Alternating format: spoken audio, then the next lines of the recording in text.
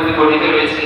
তো আমরা যদি জুমার দিন বিশেষ করে আল্লাহ সাল্লাল্লাহু তাআলা ইসলাম ইরশাদ করেন যে ব্যক্তি জুমার দিন আমার পর 200 বার দুরূদ পাঠ করবে আল্লাহ তাআলা তার 200 বছরের গুনাহ মাফ করবেন।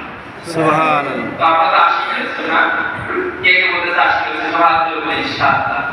নারে রিসালাত ইয়া রাসূলুল্লাহ, নারে রিসালাত ইয়া রাসূলুল্লাহ, নারে সুন্নাত ওয়াল জামাত জিন্দাবাদ জিন্দাবাদ। ইনশাআল্লাহ এই মজলিসের বরকতায় বা দুরূদ পাঠ করি সাল্লু আলা হাবিব সাল্লাল্লাহু তাআলা মুহাম্মদ সাল্লাল্লাহু তাআলা আলাইহি ওয়া সাল্লাম। বিসমিল্লাহ। আসলে আমরা দরস পাঠ করার পূর্বে বারবার নিয়ত করি আল্লাহ তাআলা সকল কিছু অর্জনের নিয়তে সব পাসের উদ্দেশ্যে যদি সম্ভব হয় দুজাহান হয়ে বসে দৃষ্টিকে নজরে রেখে গভীর মনোযোগ সহকারে দরস পাঠ শুরু করব। দরসকে নিচে এদিকে না তাকিয়ে দরসের মধ্যে কি বলতেছে এটার মধ্যে মনোযোগ দিতে ইনশাআল্লাহ। তো এই জায়গাটা তো এখন যেহেতু দুপুরের টাইম আমরা সবাই বাসায় গিয়ে খাবার খাবো না? জি। কে কে খাবার খাবো না? সবাই সবাই। আচ্ছা সবাই খাবার খাবো, মানে বলছি কে কে খাবার খাবেন না? দিনের মতো ছিল তো যেখানে ছুটে গিয়েছিল। তো আমরা সবাই বাসায় গিয়ে খাবার খাবো। তো আমাদের নবী সাল্লাল্লাহু তাআলা আলাইহি ওয়াসাল্লাম খাবার খেয়েছেন না? খেয়েছেন না? তো আমরা কে কে চাই আমার নবী যেহেতু খাবার খেয়েছে সুন্নত তরিকায় কিভাবে খাবার খাবো? সবাই চাই ইনশাআল্লাহ। ইনশাআল্লাহ ইনশাআল্লাহ আজকে দাওয়াত ইসলামের মাদানী কাফেলার মাধ্যমে আমরা খাবারের কিছু সুন্নত আদব শ্রবণ করব ইনশাআল্লাহুল কারীম। বিসমিল্লাহ। হুজুর পাক সাল্লাল্লাহু তাআলা আলাইহি ওয়া সাল্লাম ইরশাদ করেন, নিঃসন্দেহে কিয়ামতের দিন মানুষ থেকে তার প্রতিটি কাজ এমনকি চোখের সুরমার ব্যাপারেও জিজ্ঞাসাবাদ করা হবে। কে ইরশাদ করেন? আমার নবী ইরশাদ করেন যে কিয়ামতের দিন মানুষের প্রতিটা কাজের হিসাব দেওয়া হবে, এমনকি কোন ব্যক্তি যদি সুরমা লাগায় চোখের মধ্যে সুরমার হিসাবও নেওয়া হবে। এবং বলেন আমি প্রতিটি কাজে নিয়ত করতে পছন্দ করি। প্রিয় রাসূল সাল্লাল্লাহু তাআলা সাল্লাল্লাহু আলাইহি যে আমি প্রতিটি কাজে নিয়ত করতে পছন্দ করি। যেমন সরকার দোয়ারা নূরে মুজাসসাম সাল্লাল্লাহু তাআলা আলাইহি ওয়া সাল্লাম ইরশাদ করেন, মুসলমানের নিয়ত তার আমল থেকে উত্তম। নিয়ত অন্তরে দৃঢ় ইচ্ছাতে করা হয়। তো খাবার খাওয়ার পূর্বে আমি আহলে সুন্নাত জামাত বারদাতুল আলিয়া এর বিশ্ববিখ্যাত কিতাব ফয়সাল সুন্নাতের মধ্যে কিছু নিয়ত বর্ণনা করা হয়েছে। তো আজকে আমরা দেখব নিয়ত।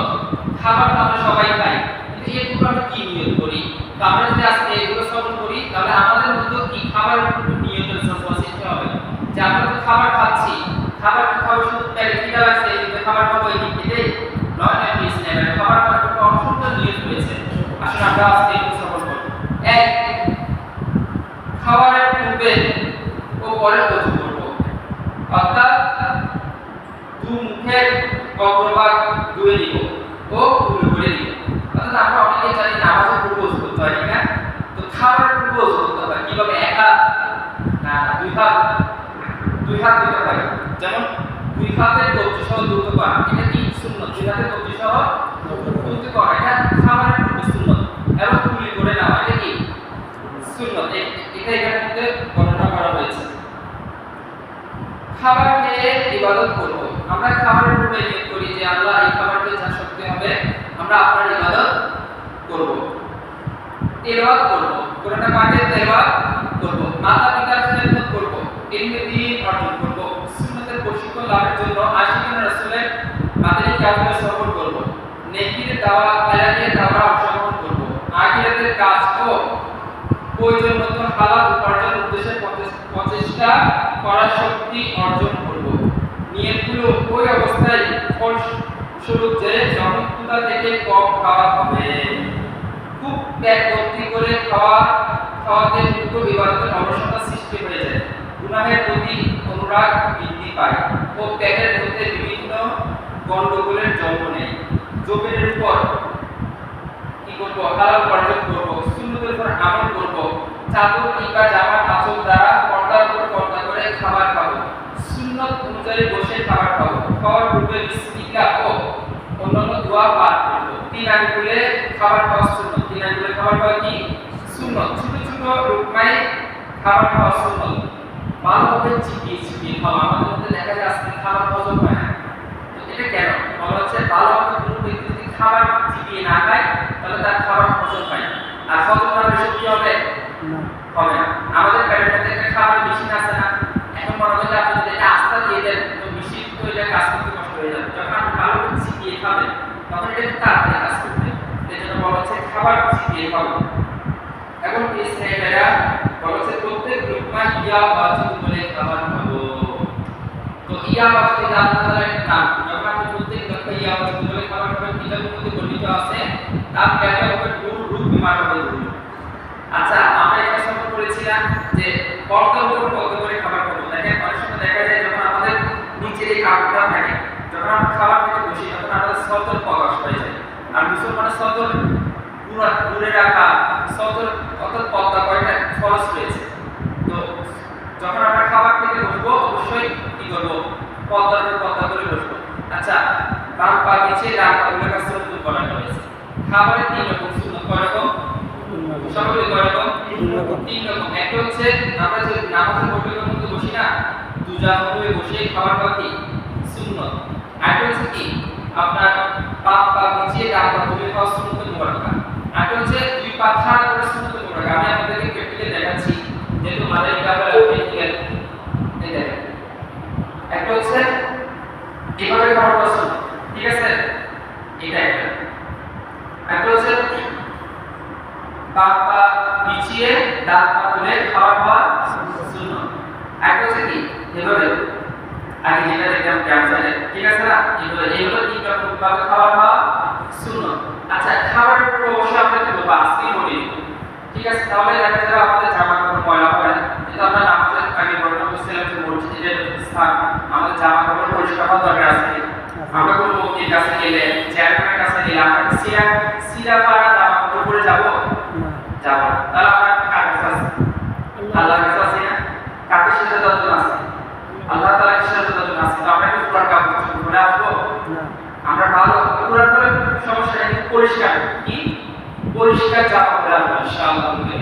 আচ্ছা, তিন আঙ্গুলে বলছে খাবার খাওয়া সুন্নাত। কোন ব্যক্তি যদি তিন আঙ্গুলে খাবার খেতে না পারে সমস্যা নেই, চার আঙ্গুলে খাবো। কত একটু কষ্ট হবে, কিন্তু পাঁচ আঙ্গুলে খাবার খাওয়া নয় যেন বলেন এটা রুবিদের আলাদা কারাবত রুবিদের আলাদা। নিচের দিক থেকে খাবার খাওয়া সুন্নাত মুবারাকা। অনেকে দেখা যায় আচ্ছা এটা তো বলা হচ্ছে যে চার পাঁচ একসাথে খাবার খাওয়ার ক্ষেত্রে বলা হচ্ছে। যখন আমরা বাসায় একা একা খাবার খাবো দেখা যায় খাবারের একটা সুন্নাত পদ্ধতি আছে। আমরা কি করি মানে এলোমেলো করে খাবার খাই, এটা সুন্নাতের বিপরীত। সুন্দর হচ্ছে যে প্রত্যেক লোকমায় কত লোকমায় বিসমিল্লাহ, তারপর হচ্ছে ইয়া ওয়াজিব এখন খাবার খাওয়া শেষে আলহামদুলিল্লাহ পাঠ করব, ঠিক আছে? আচ্ছা, খাবারের পূর্বে বিসমিল্লাহ শরীফ তো পাঠ করব।